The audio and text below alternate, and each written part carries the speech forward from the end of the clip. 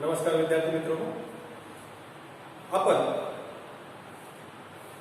8वी मध्ये यावर्षी समाज विज्ञान या विषयाचा आपण अभ्यास करणार आहोत आणि हा अभ्यास करताना आपण पहिल्यांदा समाज विज्ञानाच्या पाठ्यपुस्तकाविषयी आपण जाणून घेऊ।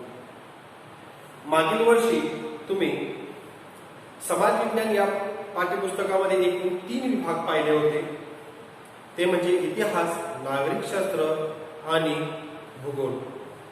परंतु याची यावर्षी व्याप्ती वाढवून ते आपण 6 विभागातर्फे आपण समाज विज्ञानाचा अभ्यास करणार आहोत। तर त्यामध्ये आपण पाहू तर ते 6 विभाग कोणकोणते आहेत। तर पहिला विभाग आहे तो म्हणजे इतिहास। इतिहास पहिला विभाग।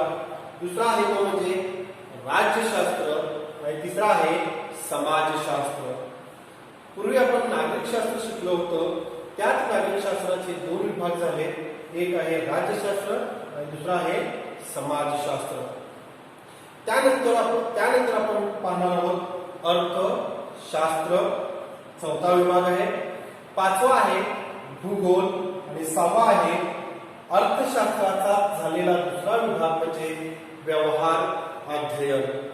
या 6 विभागातर्फे आपण या समाज विज्ञानाविषयी आपण अभ्यास करणार आहोत। परंतु हे आपण अभ्यास चालू करण्यापूर्वी आपण या असलेल्या 6 विभागाचे असलेले जनक किंवा पितामह कोण आहेत आपण पाहू।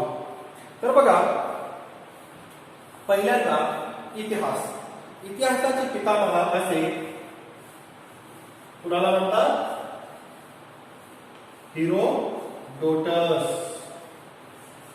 हेरोडोटस एक ग्रीक तत्वज्ञानी आणि इतिहासकार म्हणून जाणणारे हेरोडोटस हे इतिहासाचे पितामह म्हटले गेले।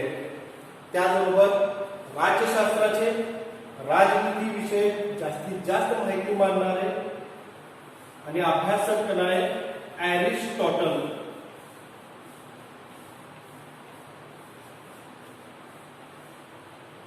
महान तत्वज्ञानी प्लूटो यांचा शिष्य एरिस्टॉटल हा राज्यशास्त्राचे पितामह म्हणून ओळखले जातात। तिसरा आहे समाजशास्त्र। याचे पितामह आहेत ऑगस्ट काम्ते हे समाजशास्त्राचे पितामह आहेत। त्याचबरोबर अर्थशास्त्राचे ॲडम स्मिथ हे अर्थशास्त्राचे पितामह। भूगोलचे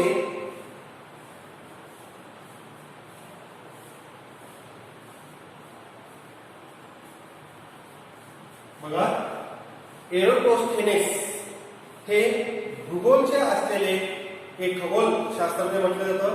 तर हे भूगोलचे जनक म्हटले जातात किंवा पितामह म्हटले जातात। आणि शेवटी आहे व्यवहार अध्ययन याचे असलेले पीटर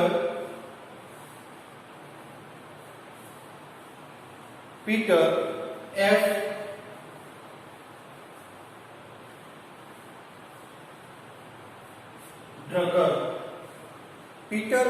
ड्रकर हे व्यवहार अध्ययनाचे पितामह म्हटले गेले आहेत। तर असे एकूण 6 विभागांचा अभ्यास आपण यावर्षी करणार आहोत।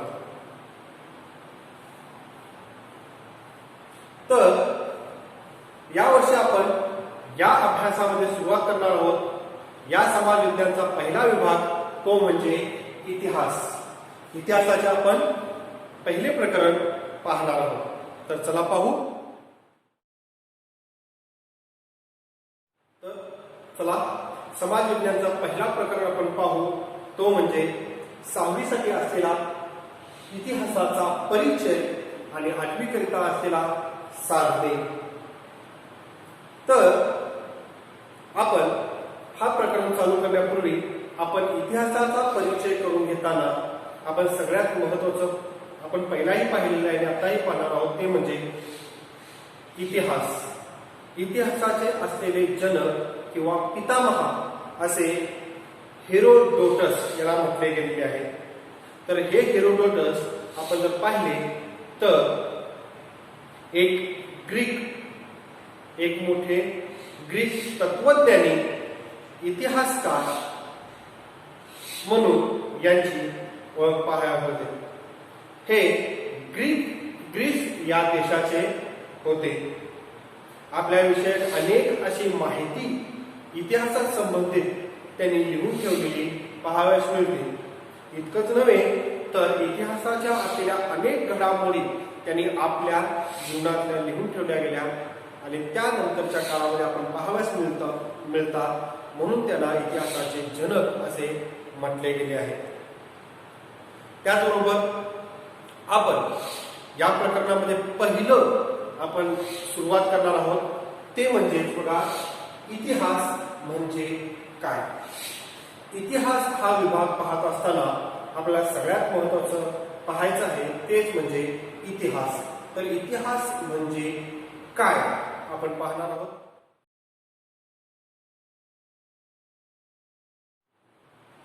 भूतकाळात घडून गेलेल्या घटना किंवा गोष्टी क्रमबद्ध किंवा सुसंगतपणे त्याची मांडणी करणे किंवा सांगणे याला आपण इतिहास असे म्हटले गेलेले आहे.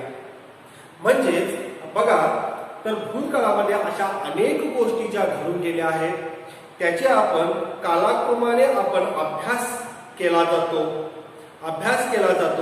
आणि त्या कालाक्रमाचा असलेला सुसंगतपणे मांडणी करून अभ्यास करणे म्हणजेच इतिहास होय.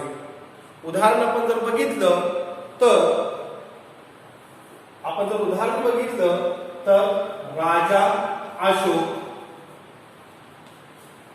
मौर्य घराण्याचा श्रेष्ठ राजा अशोक, ते आपण क्रमबद्ध पाहत असताना सध्याच्या काळापर्यंत आपण पाहतो की नाही.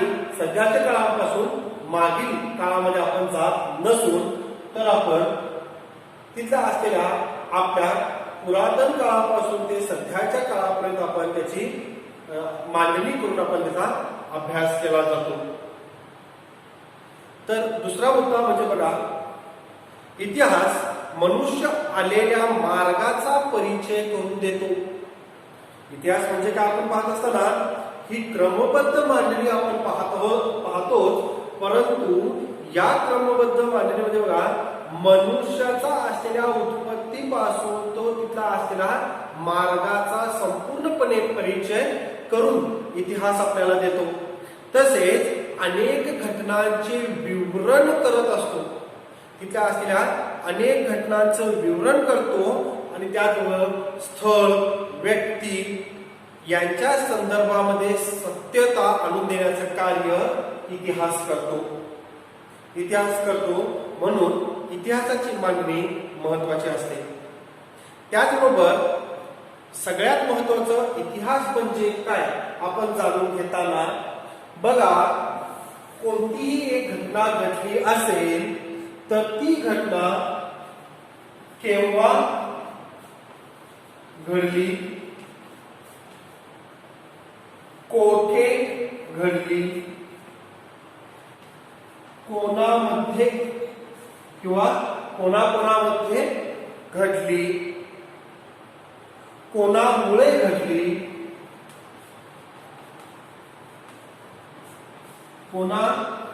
घडली, या अनेक प्रश्नांची, अशा प्रकारच्या अनेक प्रश्नांची स्पष्टता या इतिहासातून आपल्याला मिळते. म्हणून इतिहास हा सगळ्यात महत्वाचा आपल्याला पाहावयास मिळतो. तर इतिहास म्हणजे भूतकाळात घडून गेलेल्या गोष्टी आपण सुसंगतपणे मांडून त्याचा अभ्यास करतो.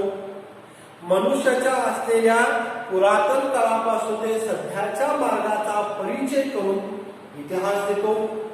किंवा कोणतीही घटना केव्हा घडली, कोठे घडली, कोणाकोणामध्ये घडली, कुणामुळे घडली, कशी घडली, कशामुळे घडली, या अनेक प्रश्नांची उत्तरे आपण मिळवितो आणि ती प्रश्नांची उत्तरे मिळवणे म्हणजे इतिहास आपल्याला जाणून घेतला असे आपण म्हणू शकेल. पुढे पहा, आपण इतिहास म्हणजे काय पाहिलं. आता इतिहास आपण कोणकोणत्या क्रमानुसार आपण तो पाहतो. तर असा आहे, इतिहास आपण परिचय करून घेताना इतिहासाच्या असलेले एकूण विभाग आपण पाहायचे आहेत. त्यालाच आपण इतिहासाचा कालखंड असे म्हटले गेले आहे.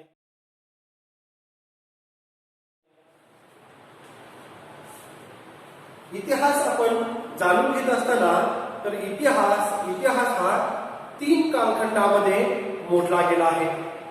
तर पहिला कालखंड आहे तो म्हणजे प्राचीन कालखंड. दुसरा आहे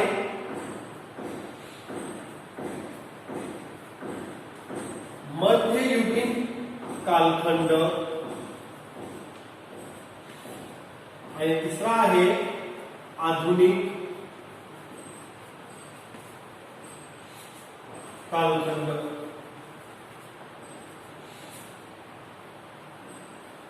तर पहा, आपण इतिहास म्हणजे काय जाणून घेतलं. तर असा हा इतिहास मूळतः 3 कालखंडामध्ये मोडला गेला आहे. म्हणजे आपण इतिहास जाणून घेताना या 3 कालखंडानुसार आपण त्याचा अभ्यास करतो. त्याचा पहिला कालखंड आहे तो म्हणजे प्राचीन कालखंड. प्राचीन कालखंडामध्ये आपण मानवाच्या उत्पत्तीपासून ते मानवाचे जीवन राहणीमानापर्यंत थोडक्यात बघतो. मध्ययुगीन कालखंडामध्ये आपण राजेशाहीनुसार सामाजिक जीवनाच्या घडामोडी बघतोय. आणि आधुनिक कालखंडामध्ये आपण तिथल्या असलेले अनेक परिवर्तन, समाजाचं परिवर्तन झालेला आपण अभ्यास इथे अनेक गोष्टी सुद्धा पाहत जातो. तर असा हा 3 कालखंडानुसार इतिहासाची विभागणी केलेली आपल्याला पाहावयास मिळते.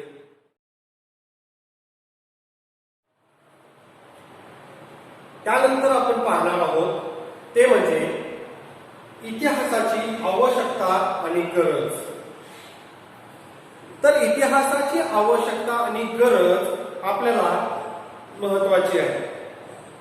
कारण पूर्वी घडून गेलेल्या गोष्टींचा आपण ज्यावेळेला अभ्यास करत असतो त्यावेळेला त्याची आवश्यकता किती आहे हे जाणून घेणं महत्वाचं आहे.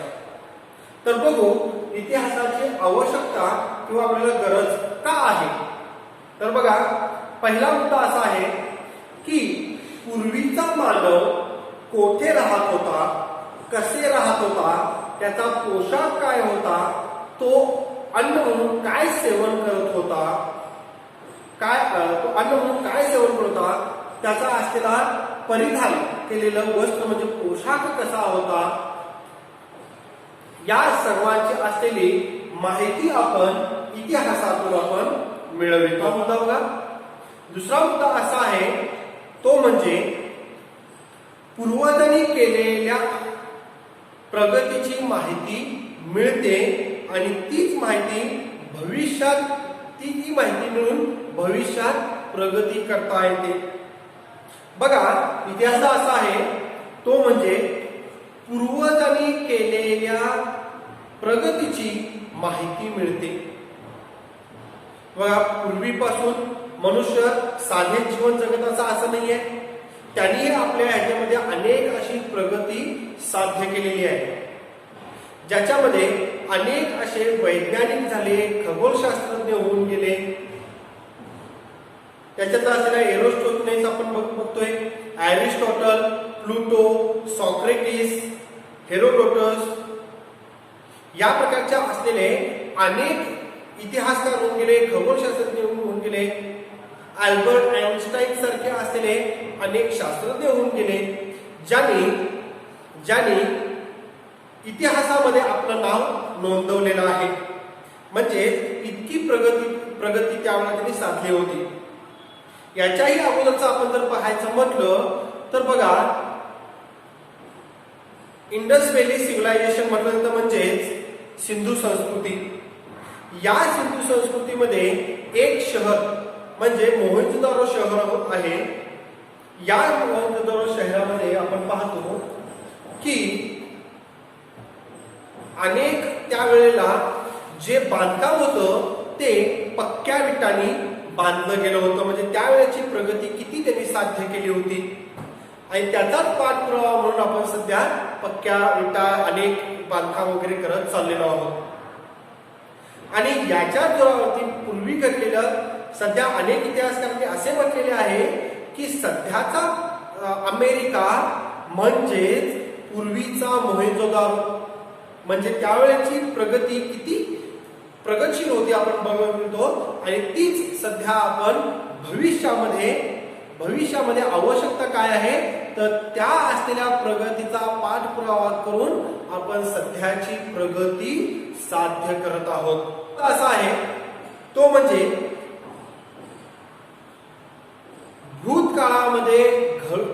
भूतकाळामध्ये झालेल्या चुका पुन्हा पुन्हा होऊ नये किंवा घडू नयेत असं म्हटलं गेलं आहे.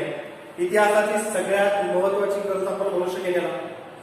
कारण इतिहासामध्ये असे अनेक मोठमोठ्या चुका होऊन गेले. जर त्या चुका जर परत घडल्या तर या पृथ्वीवरचा असलेलं सजीव सृष्टी संपून जाईल. म्हणजे आपण पाहू शकतो की त्यावेळेला अनेक असे मोठमोठे युद्ध झालेले आहेत. त्याचं एक साधारण आपण एक उदाहरण घेऊ शकतो. ते म्हणजे दुसऱ्या महायुद्धामध्ये अमेरिकेने जपानच्या 2 शहरावरती म्हणजेच हिरोशिमा आणि नागासाकी दुसऱ्या जागतिक महायुद्धामध्ये अणुबॉम्ब टाकले. या अणुबॉम्बाचा परिणामाबद्दल पाहिला तर आजही तिथली सजीव सृष्टी विस्कळीत आहे. ही चूक जर पुन्हा घडली तर सजीव सृष्टी ही जीवित राहणार नाही आपण इथं पाहू शकेल. म्हणजे पहिले महायुद्ध आणि दुसरे महायुद्ध असे तिसरी चूक म्हणून तिसरे महायुद्ध होऊ नये याचा आळा घालण्यासाठी इतिहास महत्वपूर्ण आहे.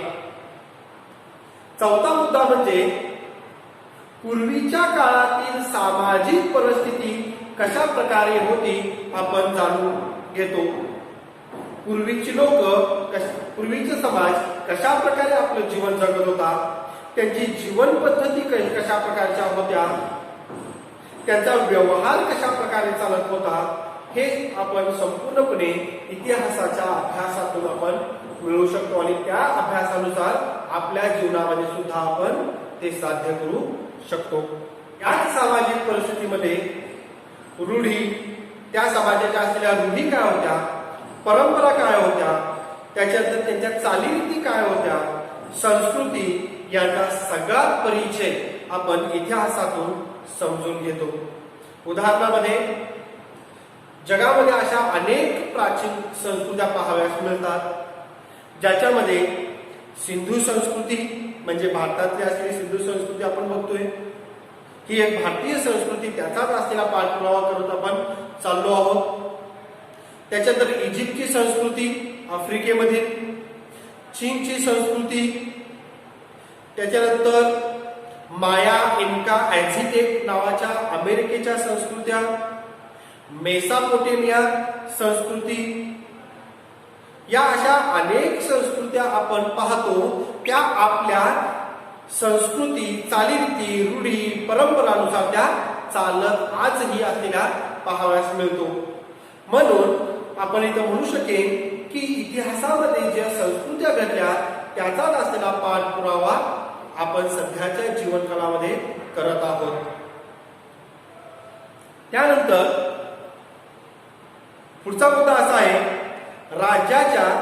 राजाच्या चांगल्या आणि वाईट कार्यांची माहिती मिळते. त्यासाठी म्हणून आपण इतिहासाचा अभ्यास करणे महत्वाचं आहे आणि याच्यावरती सुद्धा आपण घालू शकतो आणि काय चांगलं आहे आणि काय वाईट आहे याचा हे सुद्धा आपण इथे पाहू शकेल.